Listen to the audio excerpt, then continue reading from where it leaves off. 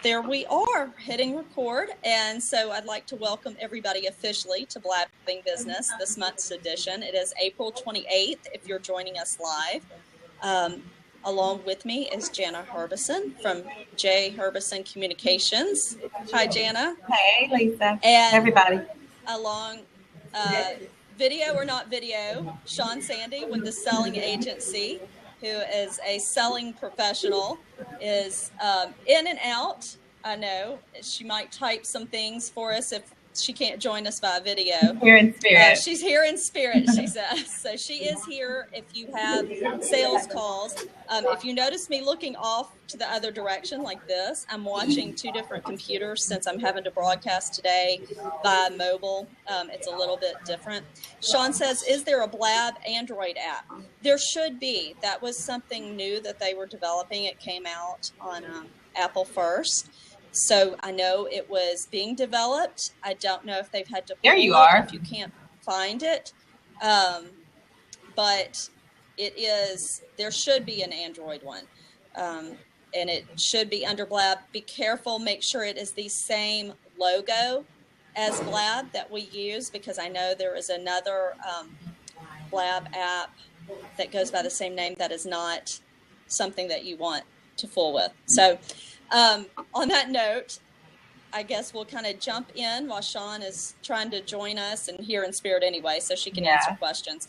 But Jana, did you have anything on your mind or any questions that had come to you? Since we don't have any live right now, if you're joining us and you can type in questions, feel free to do that live.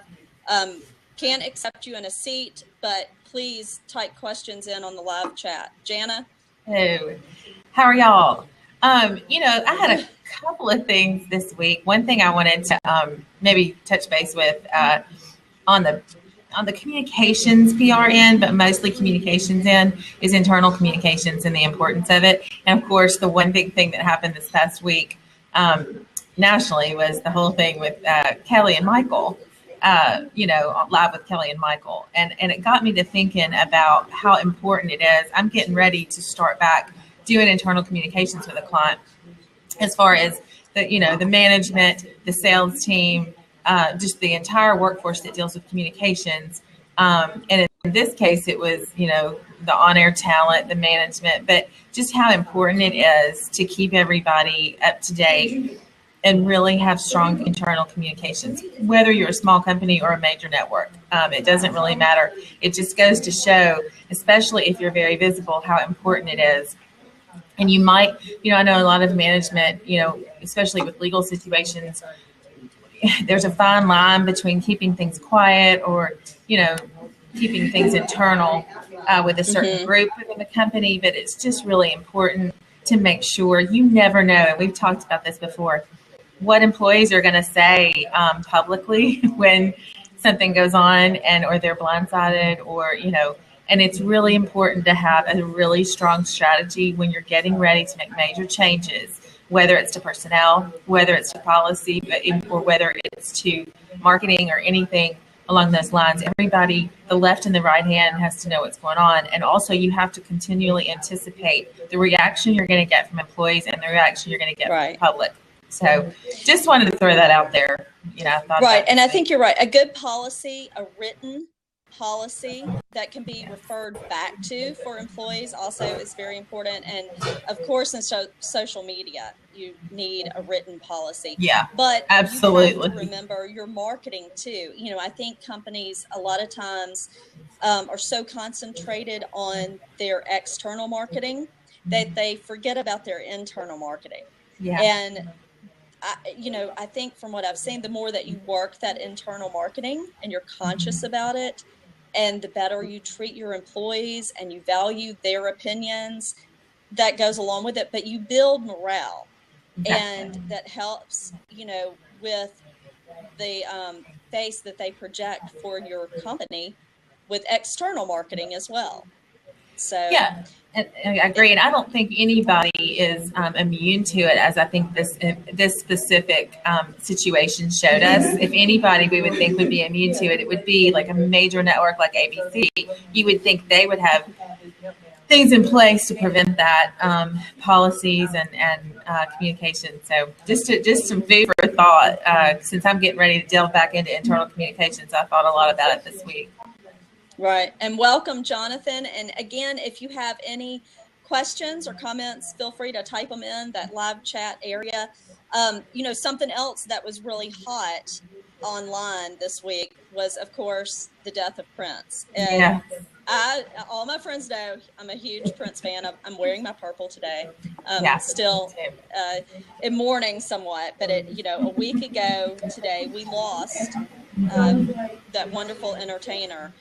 But that goes into social media too. It really affects anybody who is working in social media, and if you are doing it for your company, be it a small company especially, you need to be conscious of what's going out during a time of worldwide news events.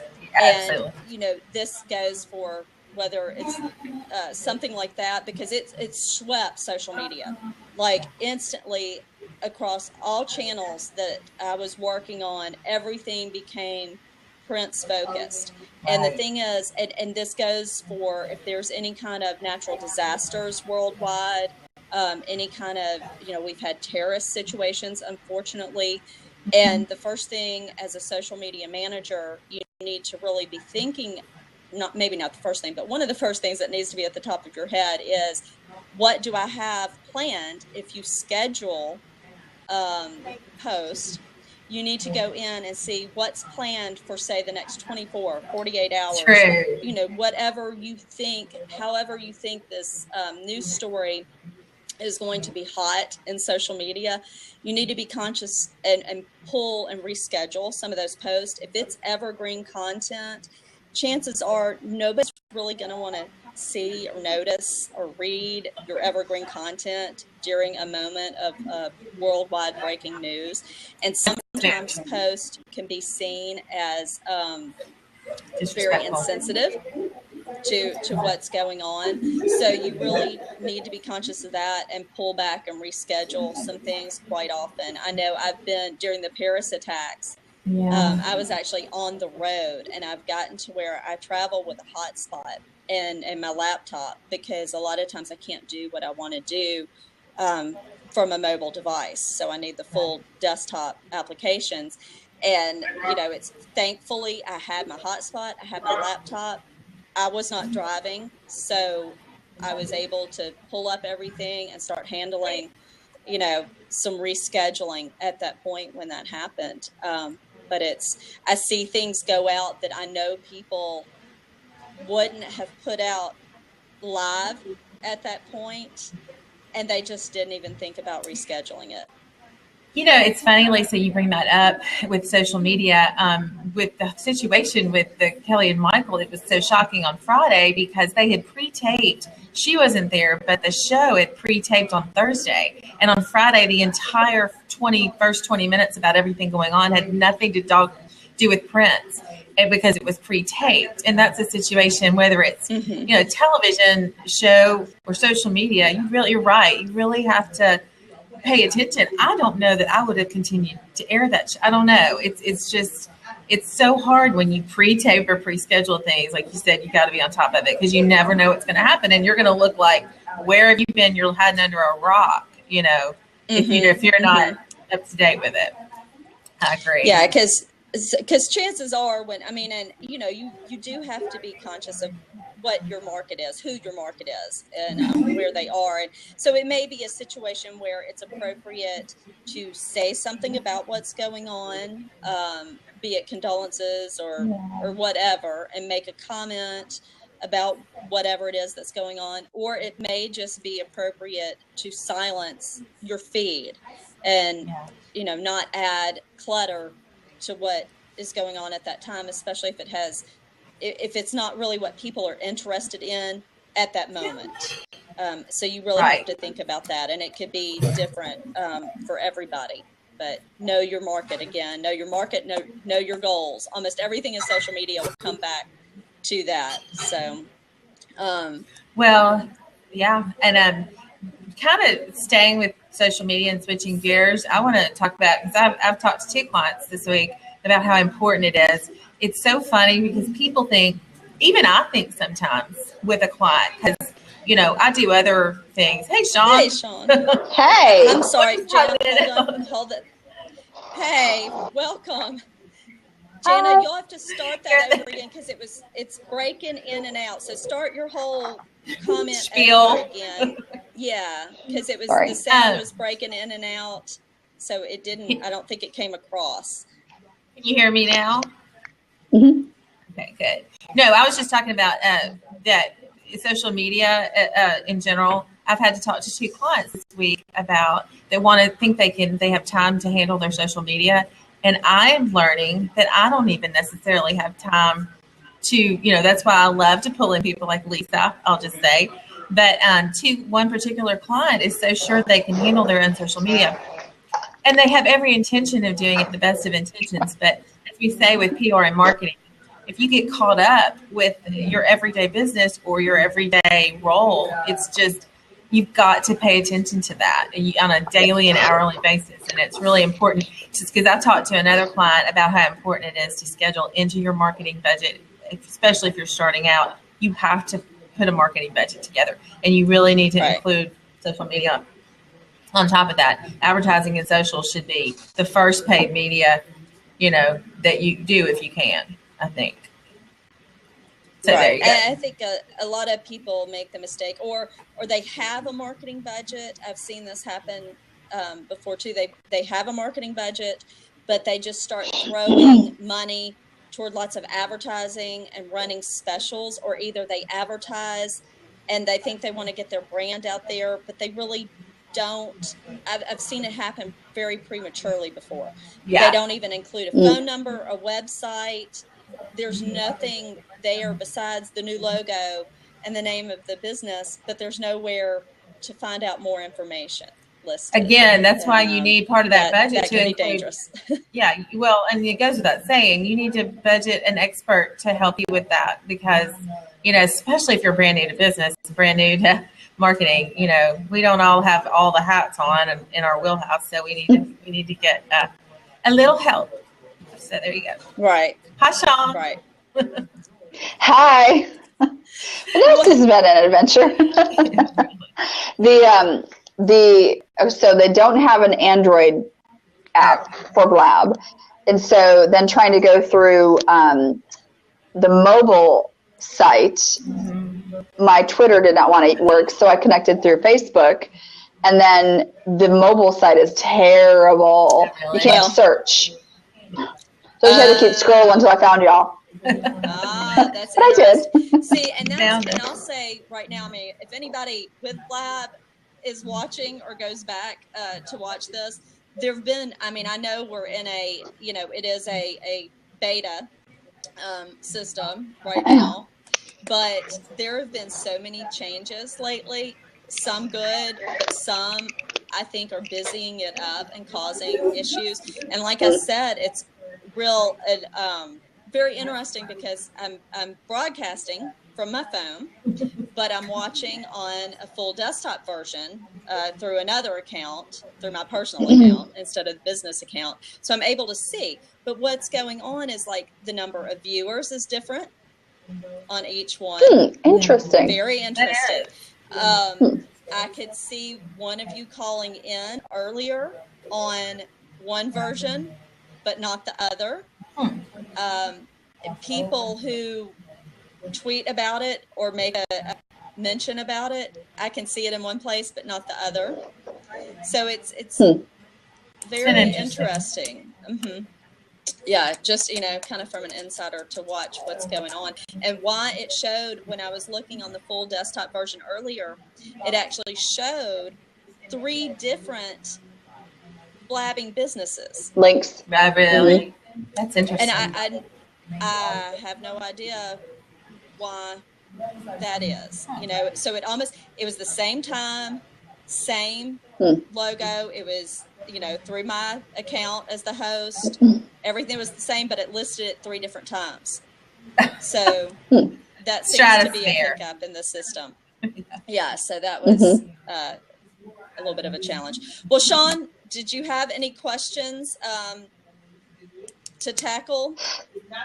No, it's really interesting. I love what Jana, what you're talking about, diving into internal communications, that whole Live with Kelly and Michael thing. And, there was a lot of, so after the whole thing played out, there was a lot of, social media buzz about her response, like, knowing her worth and knowing her value and stepping up and saying this was not okay. So I thought that was interesting. But, where do you think they dropped the ball? Like, what's your opinion on first of all, why do you think they didn't loop her in? And then what's your opinion about? There's the rumor mills are going that the top brass planned this whole thing for ratings. Of course, that's one of the things out there, and I don't know, who knows, but hopefully not with her being there for 26 years. I completely agree. Yeah. With her thing about 26 years. Give me a day or two, and apparently their boss told her to take a day. But anyway, I think they just bring her into the conversation while it's going on. I mean, she's probably somewhat of a producer with this show at this point. And she's been there 15 years. You bring her in. Bring Gelman in. I don't understand it. I didn't understand it. There was no. No, I think she's been there for like 25 or 26 with years, ABC. Yes, with ABC. Okay. And but I think that I understand there was a leak and they had to move it up quickly. But even before that, they should have brought her in and said, "This is what we're planning. We need your input. What do you timetable? Everything." There was no reason. That's why I think some of the online rumors or, that they planned it, who knows, but it helped. It had really the highest ratings it's had in years 2 days ago. So I don't know. Well, it's, like, what do you think was going to happen? Like, someone who is so completely, almost bare bones open about their life in the public eye. That's her personality. She is transparent. And she seems very authentic. Mm-hmm. So what do you think is going to happen if you keep her in the dark about something that's that huge? I mean, I'd be pissed. Well, and you have to, I don't want to play, or I really hate to, I try to avoid playing the sex card, but would they have done that to a male co-host in the same situation? Deborah Norville, I saw her interview, with all that went down with her at the Today Show years ago. She said she sees both sides. She said, now, Kelly, come to work. She probably had legal teams saying, get back to work, you have under contract. But at the same time, she said, my gosh, for that long, you've got to include people because you're going live on the air. These are people going live. Mm-hmm. They could do anything. And I laughed when she came back on and said there might be snipers who, if I get too far off message, that will shoot me. And I laughed that because she, it was a very scripted thing. But I thought she did a great job coming back. And I kind of felt sorry for Michael. I don't think it was his decision to leave her out. I'm sure it was the top brass, but they messed that up. Yeah. Anyway. Yeah, they did. It was wild. It's interesting. You talk about people, there's like these conspiracy rumors out there that they plan this for ratings. That, jumping to a different subject, it speaks to how when we look at decisions or what like really large companies say anymore, we don't trust what they say. Like, we've been burned. Our consumer to corporate trust is really low, which is why controlling your messages and, being visible, vocal, and valuable is so important, and being authentic and starting that from the ground up when you're starting a business. And you have to have a social media policy. What are we going to say? Who are we saying it to? Why are we saying it? Social media has to be a part of your marketing plan and part of your selling, your selling actions. And so understanding and starting from the very beginning, if there's people watching who are starting a business, it's never too early to start building the foundation of your culture and the voice of your business and the voice of your vision. And social media is a great place to use that. And it's like anything. Social media isn't a silver bullet. No marketing is a silver bullet. It's all pieces. You do it all together. Yeah, exactly. It's so important to incorporate all that. And like you said, you have to plan. It's planning. So. And it should complement each other. You should see one voice style through everything, through your internal, external communications, through your print advertising, through your broadcast, through your social media. Yeah, it should all seamlessly work together. Yeah, and it's hard. Yeah, people don't understand that sometimes. They think it's repetitive. I'm like, no, it's seamless and it's staying on message. Is that it's important. Yeah, it's consistence and continuity in the experience people have with you. When people, like a great compliment I get from people is that they'll say, "Oh, I've read your blogs or I've seen you on LinkedIn or whatever," and then I met you in person and I'm the same person. I think, yeah, I am the same person. If I wouldn't say it in real life, I surely wouldn't write it. I wouldn't write it if I wouldn't say it. So you just kind of have to say, you have to be who you are, and you show up as who you show up as, and it has to be a continuity of experience for people. They're going to experience you online, in person, via email.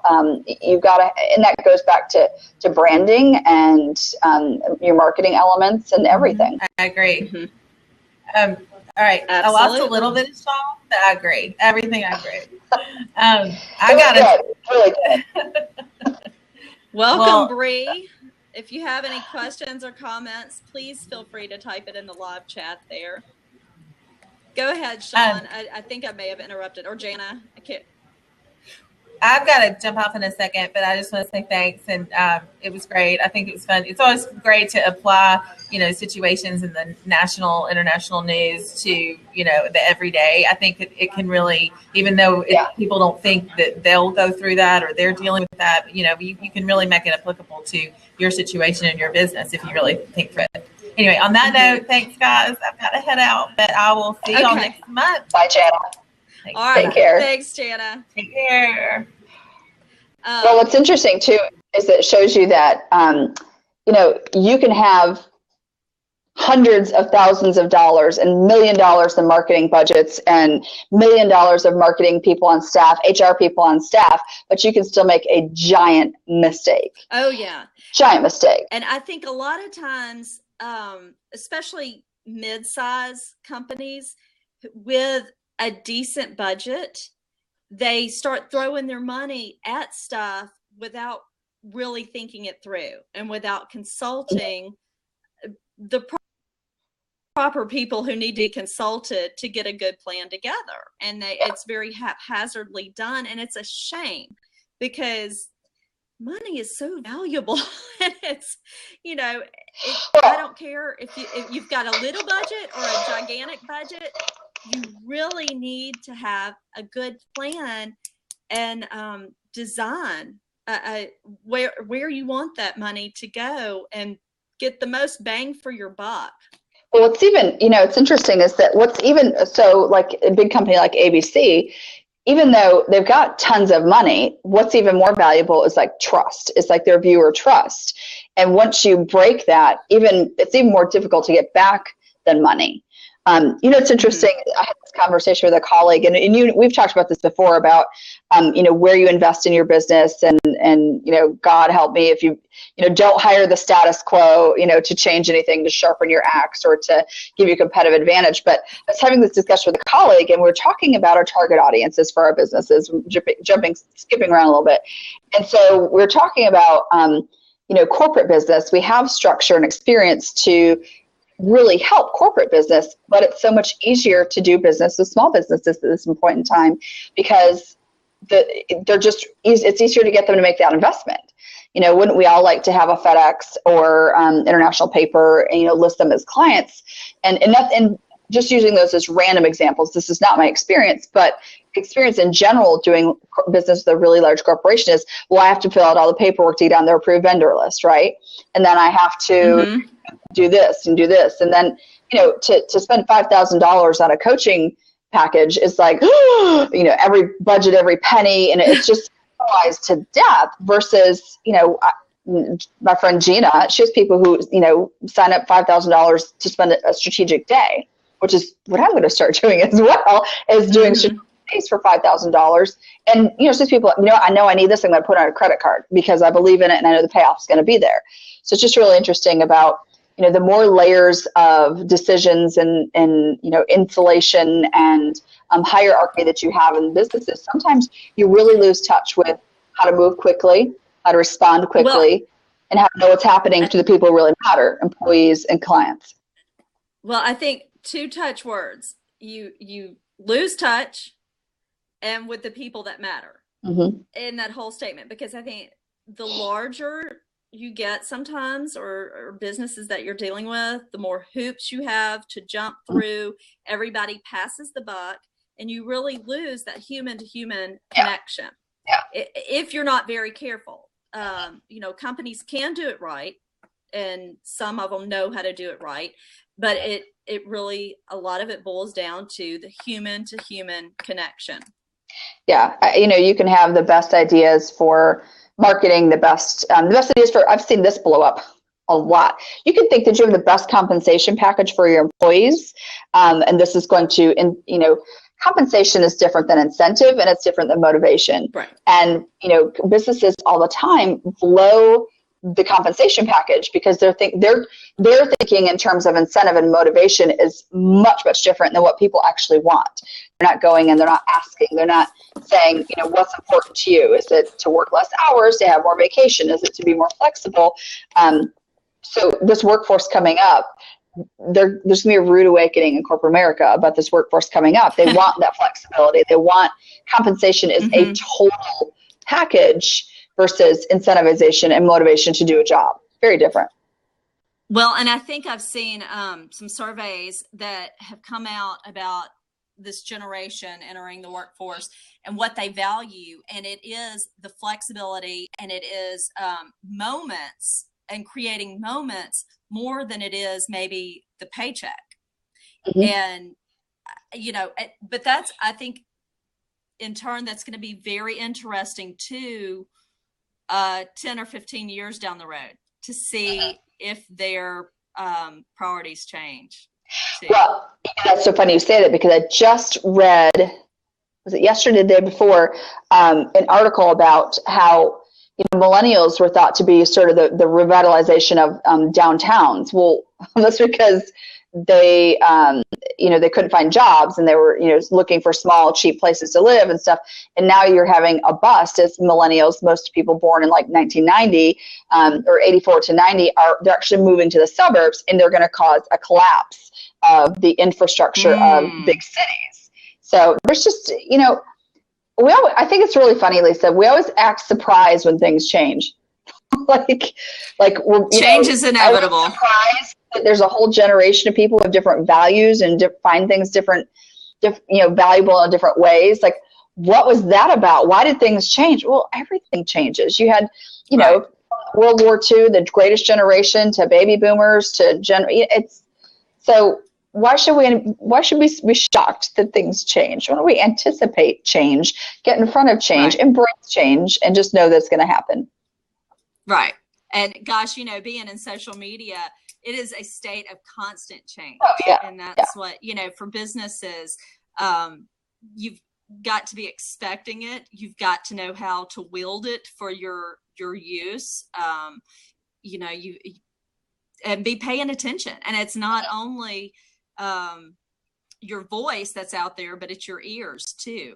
And I think, and still, you have businesses, and what is the percentage? You probably know this because you're so good with numbers, but you have small businesses, and we're celebrating Small Business Week next week, actually.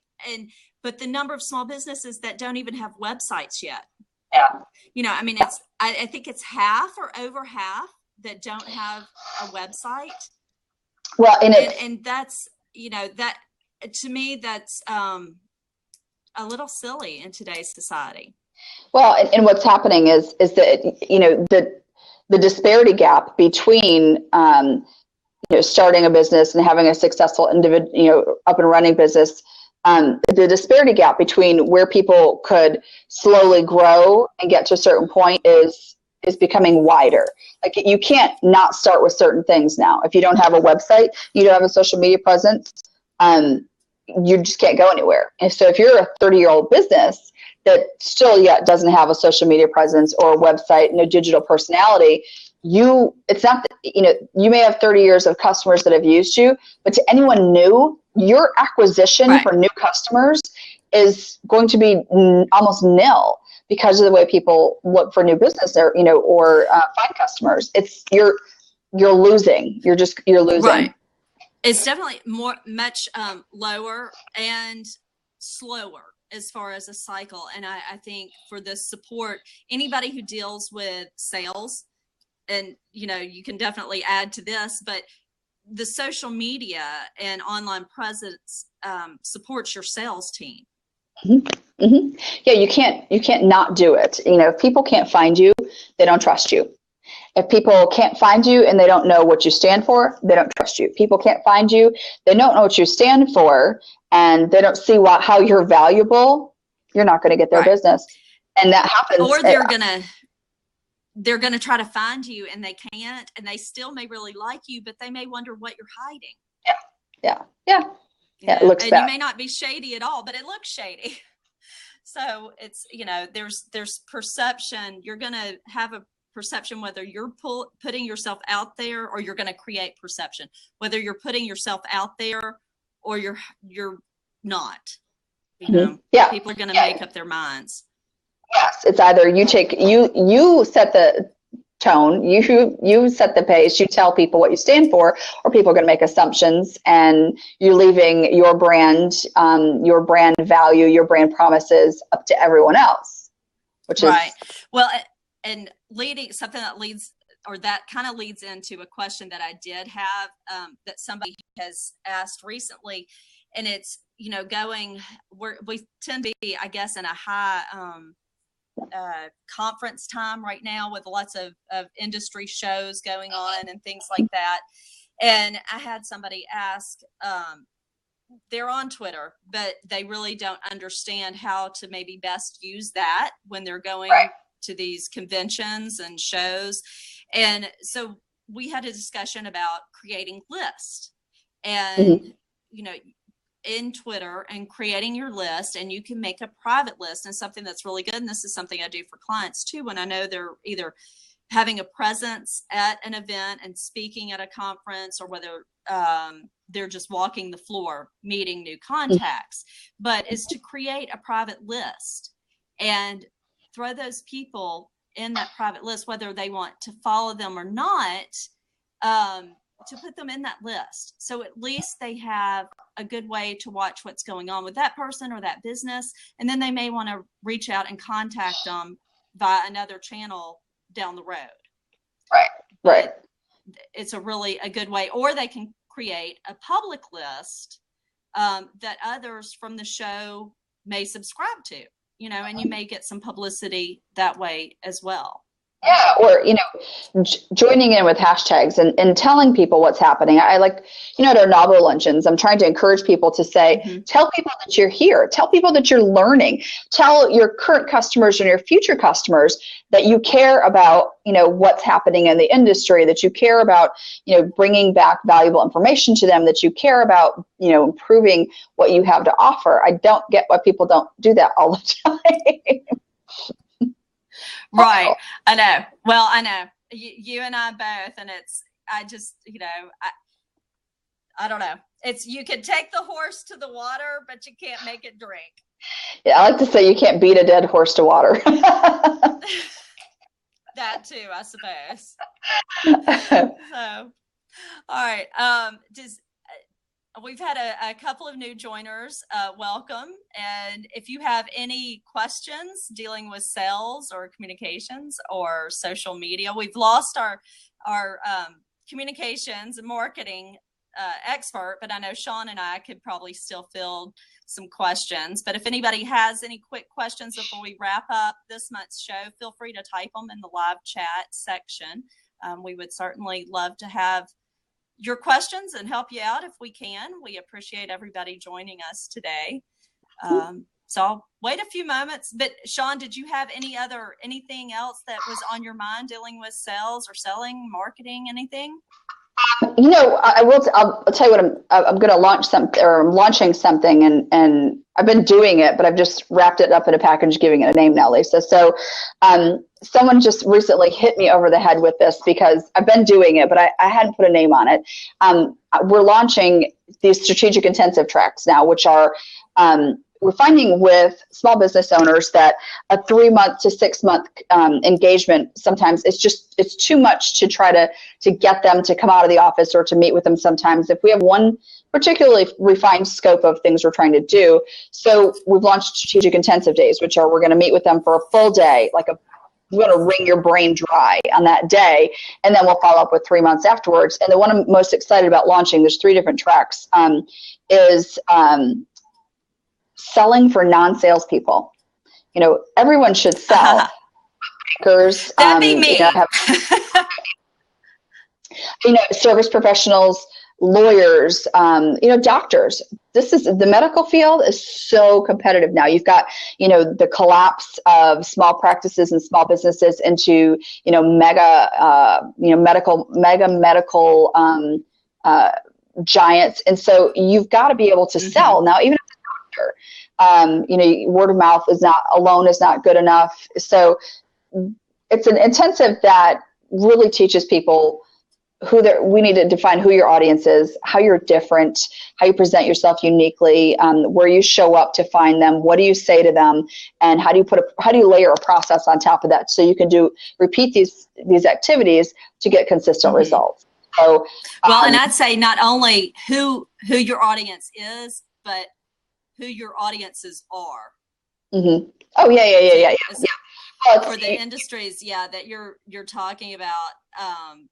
Lots of different audiences, be it, the insurance carriers to patients, you have to segment them and define them and know what to say to whom, where, when, how, and most people don't have that strategy. So just, wrapping a strategy around that and then knowing what to do. And then we provide that with follow-up. I'm very excited.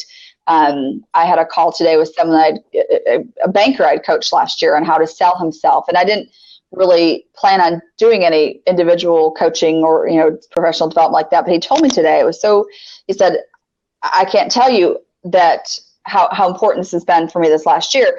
He has had offers to, move up in different companies, different banking industry, different banking branches. And now he has a company, a bigger bank looking at him to replace the president in a couple of years. And he said, I can trace everything back to everything we've done. I look back at my notes. I look back at the things you told me. I'm constantly saying, what is my face saying? Which is something that we had to work on because he was kind of off-putting, a very nice guy, but he's constantly having to say, what is my face saying? Am I saying, I want to help you, I'm inviting, and all these little things that go back to just the proximity and the intensity of going through a coaching program like this. So I'm pretty excited to give it a name, I guess. Well, awesome. Well, that's congratulations on that.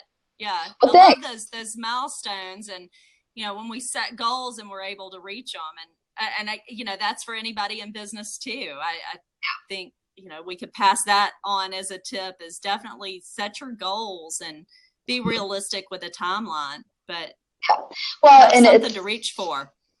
Your business is going to evolve too. This is something I've been doing, but we just realized that doing a 3 to 6 month engagement with small business owners isn't going to work for everyone. We've had instances where it's not that it didn't work, it just wasn't as effective if we just said, okay, let's just knock this all out in one day. So know that your business is going to evolve, and that, for us, this is a way to say, okay, if we take 5 strategic intensive days a month, and then we can still carry on with our clients that we build the sales development teams and all the other stuff for. It's such a really great revenue mix for us that we can, that can just really help out with cash flow. So it's a win-win-win. I like win-win-win. Well, good. Yeah. Don't we all? I love those win-win-win situations. So, well, that's awesome.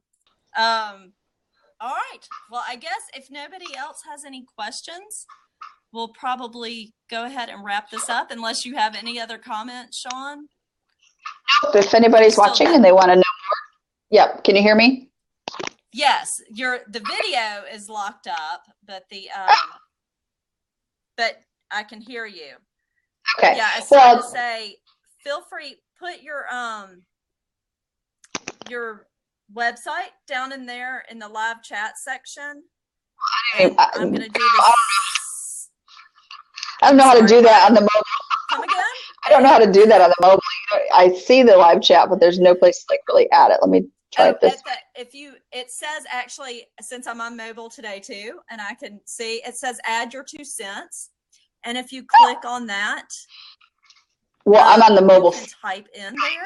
Isn't that funny that we both had to go mobile today?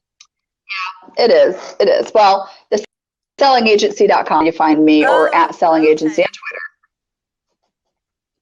Okay, so you got on the site and not Yes. the app.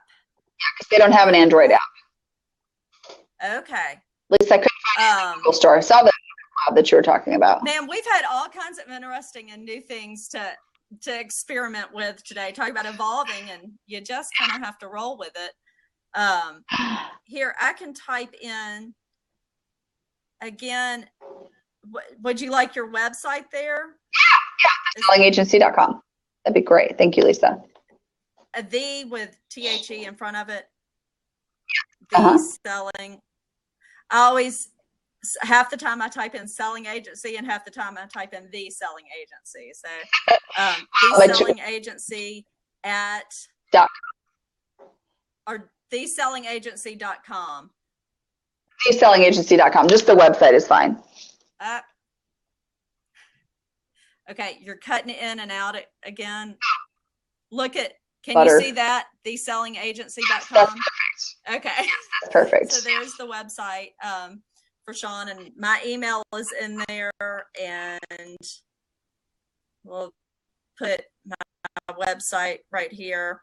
Of course, I'm all over social media, so that's what I do. So you can find me just about anywhere, and feel free to send in questions or comments or anything that you encounter. And we can always tackle it on next month's show, because we will be here again in May. I believe it is the 30th. I don't have the calendar right in front of me, but I can pull it up here. No, it is May 26th. Will be our next Blabbing Business. So if you want to send questions, anything that has to do with marketing or social media or sales, we'll be happy to tackle it on next month's show, whether you can join live or not, because the replay is always available. So, all right. Thanks, Sean. Thanks, Lisa. Have a great week. Talk to you later. You too. Talk to you later. Bye.